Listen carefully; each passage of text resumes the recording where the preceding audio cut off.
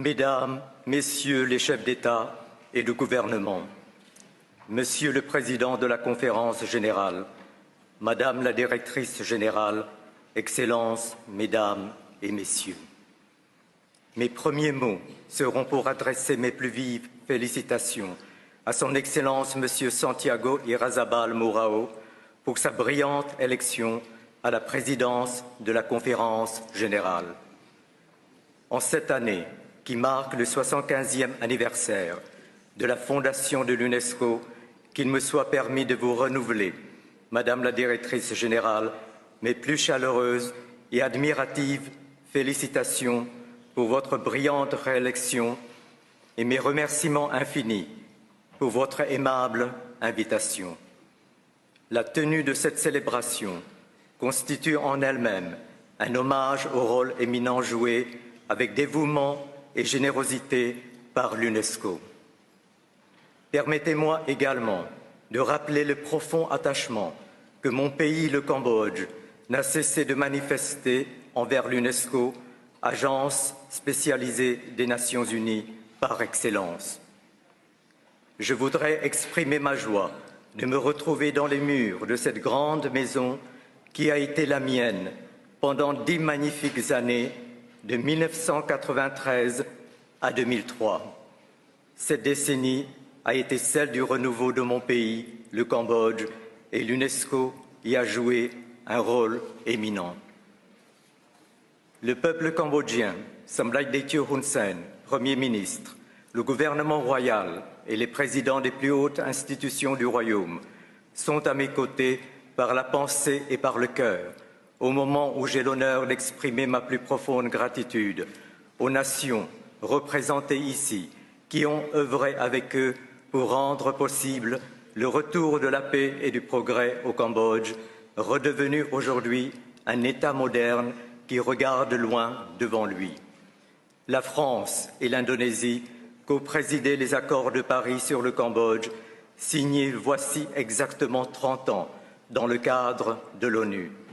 Leurs efforts, joints à ceux de mon auguste père, Feu Sa Majesté Norodom Sihanouk, sont inscrits dans les plus belles pages de l'histoire des nations. Excellences, Mesdames et Messieurs, depuis la création de l'UNESCO, le 16 novembre 1945, nous pouvons mesurer avec fierté la distance parcourue par l'organisation. D'une année à l'autre, l'adhésion de nouveaux membres est la preuve indubitable de son dynamisme et de son actualité. De simple organisation spécialisée centrée sur l'éducation, l'UNESCO a su évoluer et faire sien tous les enjeux planétaires, relever tous les défis en proposant une vision globale et cohérente.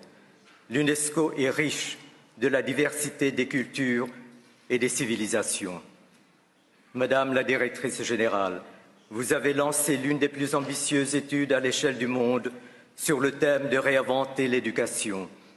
Avec le talent et l'énergie qui lui sont connus, Madame Zahleworg Zewde, présidente de l'Éthiopie, à qui nous présentons nos hommages admiratifs, a dirigé une commission internationale indépendante chargée d'élaborer un rapport mondial sur les futurs de l'éducation.